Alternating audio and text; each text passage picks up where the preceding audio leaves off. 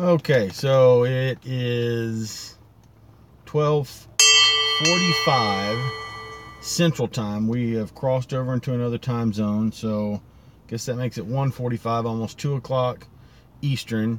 So I'm going to give a live update. Those of you that are able to watch it live, great. Those of you that aren't, no problem. You can always go back and watch it later.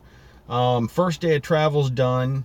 We are taking our time. The tournament does not start until the 23rd. So we're taking a few days to get there, and then we're going to pre-fish for a good solid 5 days for the KBF National Championship.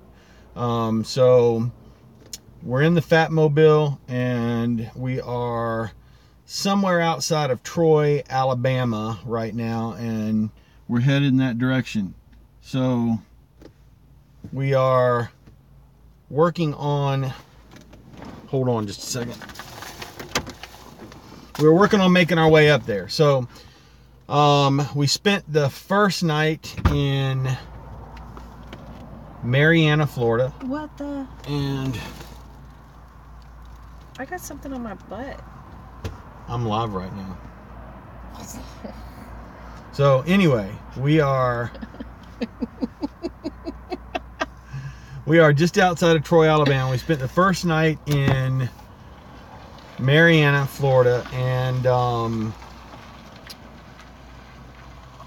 we stopped at our favorite place. Most of you guys probably are not familiar with it, but our favorite place is McCoy's Outdoors, and it's a little mom and pop shop that has a bunch of outdoor stuff, and you guys can watch the full video for that. We recorded a few things, and you'll be able to see that. We picked up a few odds and end lures. I'm not going to put those on the screen, just in case anybody's watching that might be fishing. I don't want to give any secrets away. We were able to pick up a couple of Lew's reels at a real good price. Normally that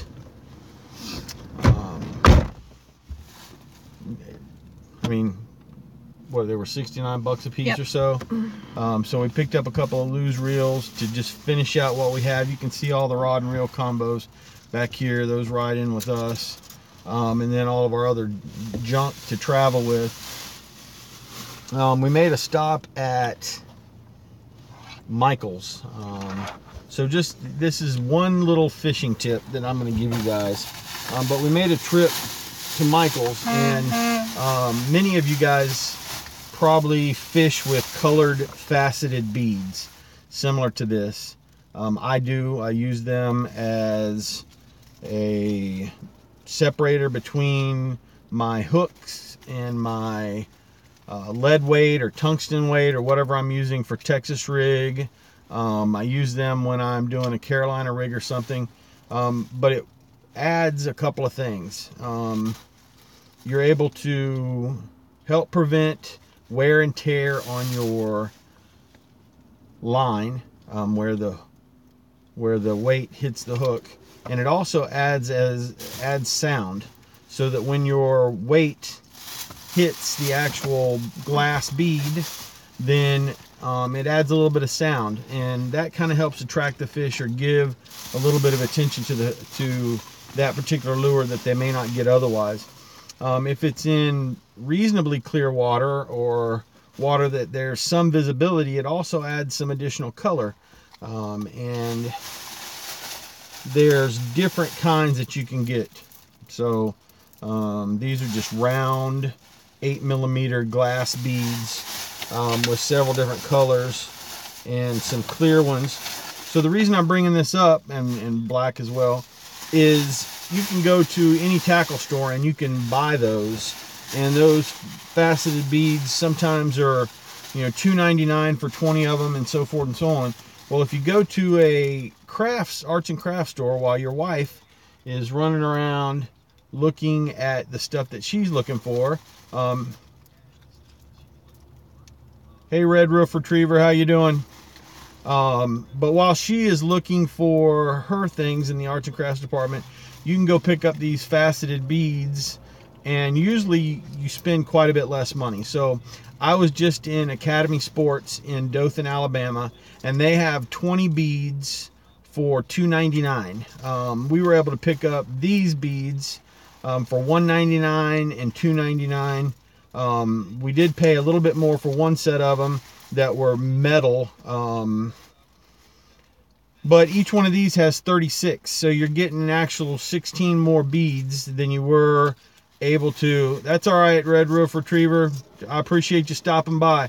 But you get these beads for less money than you would, and you actually get extra ones. So when your wife says that she's going to the arts and crafts store, Michael's or whatever else it is, you know, if you're tagging along, there's always something you can do. Go over and you can pick up those beads and save yourself a little bit of money, and find a bunch of different colors and a bunch of different styles that you can use while you're fishing for your Texas rigs and your Carolina rigs and stuff like that. So I'm all about saving money. There's other things that you can do in a craft store, but we'll save that for another broadcast.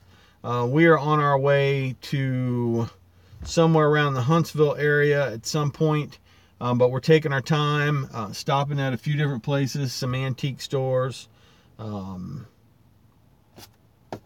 That's pretty much it. We did take a stop yesterday morning and pick up a extra digital waterproof camera.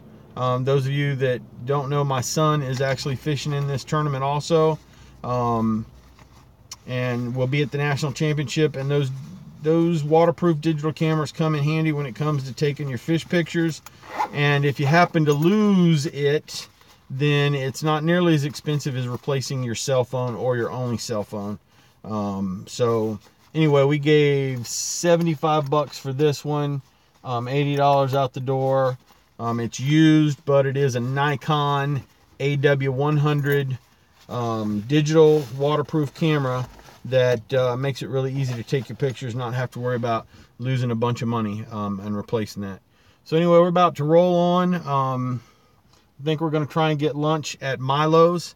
Those of you that don't know what Milo's is, it's a regional thing in Alabama. Awesome burgers, awesome tea, awesome lemonade. I would equate it to In-N-Out out in the West. If you've never been to In-N-Out and you've never been to Milo's, then you don't know what you're missing. But that's where we're going to head for lunch. Probably be there in about an hour. And in the meantime, keep watching. We'll have trail updates and information from Kentucky Lake in the next few days. And obviously we'll have trip video to post, edited trip video to post at some point in time, as well as our fishing, pre-fishing, and kind of tournament process. So anyway, you guys have a great day. We'll catch up with you later. Fat Matt out.